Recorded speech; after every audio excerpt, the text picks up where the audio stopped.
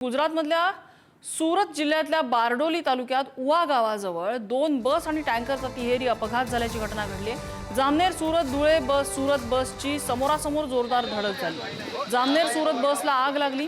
मिळालेल्या माहितीनुसार या दोन्ही एसटी बसेस उवा गावाजवळून जात असताना हा अपघात घडलेला आहे। बारडोली उवा महामार्गावरती एक टँकर उलटा झालेला होता। या उलटलेल्या टँकरला धडक टाळण्यासाठी पाठीमागून येणाऱ्या एसटी बस चालकाने बस वळवायचा प्रयत्न केला, मात्र भरधाव वेगामुळे चालकाचा बसवरचा ताबा सुटला आणि बस दुभाजक ओलांडून विरुद्ध दिशेच्या मार्गावर गेली। याच वेळी समोरून येणाऱ्या जामनेर सूरत एसटी बसला त्या बसने धडक दिली।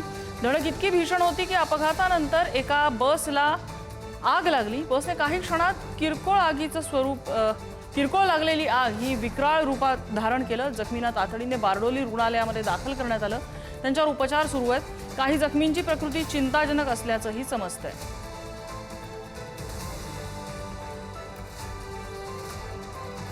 हा अपघात किती भीषण होता याची या दृश्यांवरून आपल्याला कल्पना येईल।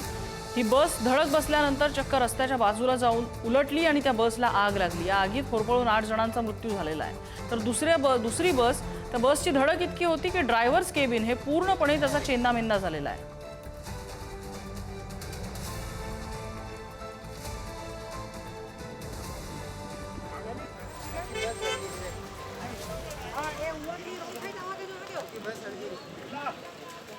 टँकरची धडक वाचवताना एसटीच्या चालकाचा एसटीवरचा ताबा सुटला आणि त्यानंतर ती बस नियंत्रण सोडून पलीकडच्या बाजूला जाऊन दुसऱ्या एसटीवर धडकली। कसं काय वाचलं समोर 7 જેટલી આપણને કન્ફર્મ થયું છે કે તમામે તમામ ડેડ બોડીનું જે છે આપણે જે લીગલ પ્રોસેસ છે આપણે કરવામાં આવશે અને ત્યારબાદ અત્યારે અમારી જે મેઇન પ્રાયોરિટી છે કે જે પણ આપણા પેશન્ટ્સ ઇન્જર્ડ થયા છે તે લોકોને તાત્કાલિક સારવાર મળે જેથી વધારે દુર્ઘટનાનો જે આંક વધુ ના થાય।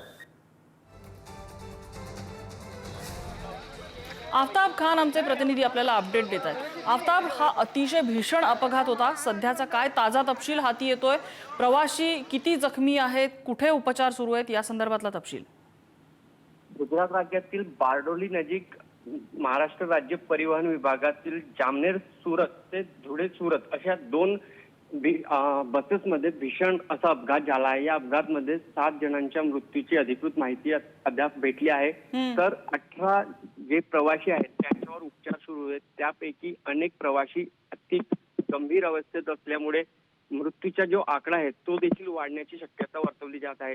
तसेच एक टँकरला वाचवण्यासाठी समोरासमोर 2 एसटी बसेसमध्ये हा अपघात घडला आहे। यामुळे मोठ्या प्रमाणात नुकसानही झाले आहे आणि जीवितहानीही झाली आहे। तसेच एक एसटी बस जी आहे रस्त्याच्या पलीकडे पलटल्यामुळे त्याच्यात आग लागली होती। आग लागल्यामुळे प्रवाशांना बाहेर निघण्याची संधी न मिळाल्याने 7 जणांचा मृत्यू जागेवरच झाला आहे। तसेच 18 पॅसेंजर जे आहेत ते जखमी आहेत। नम्रता, आफ्ताब, धन्यवाद या सगळ्या माहितीबद्दल। पुढची बातमी कोकणातून। आरेवारे समुद्रकिनारी कोल्हापुरातील खासगी शिकवणी क्लासेसमधून सहलीसाठी आलेल्या विद्यार्थ्यांच्या ग्रुपपैकी 2 विद्यार्थी बुडाल्याची घटना घडली। दुपारी 3:30 वाजता ही घटना घडलेली आहे। बुडालेल्या दोघांपैकी एकाला पोलीस कर्मचारी आणि झिपलाईनच्या कर्मचाऱ्यांनी जीवाची बाजी लावत वाचवलं, मात्र पाण्याच्या करंटचा अंदाज न आल्यानं अतुल सुतार नावाचा विद्यार्थी पाण्यात बुडायला लागला। त्याला वाचवण्यासाठी गेलेला मयूर सुद्धा पाण्यात बुडायला लागला।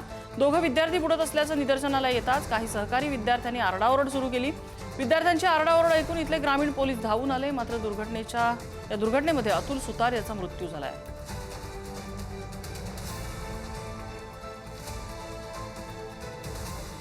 रत्नागिरी जिल्ह्यातल्या आंजर्ले सावने समुद्रकिनारी मोठी दुर्घटना अगदी थोडक्यात टळलेली आहे। भरतीच्या वेळी पर्यटकांची एक कार समुद्राच्या पाण्यात अडकून पडली। वाहून जाण्याच्या परिस्थितीत ती पोहोचलेली होती। ही कार हळूहळू समुद्राच्या दिशेने सरकत असल्याचं स्थानिकांच्या निदर्शनाला येताच त्यांनी क्षणाचाही विलंब न लावता घटनास्थळी धाव घेतली। परिस्थितीचं गांभीर्य ओळखून ग्रामस्थांनी एकत्रितपणे प्रयत्न करत या कारला धक्का देऊन सुरक्षित किनाऱ्यावर आणलं। स्थानिकांच्या प्रसंगावधानामुळे धाडसी कृतीमुळे मोठं आर्थिक नुकसान टळलंय। या थरारक बचाव कार्याचा व्हिडिओ सध्या सोशल मीडियावर मोठ्या प्रमाणात व्हायरल होतोय।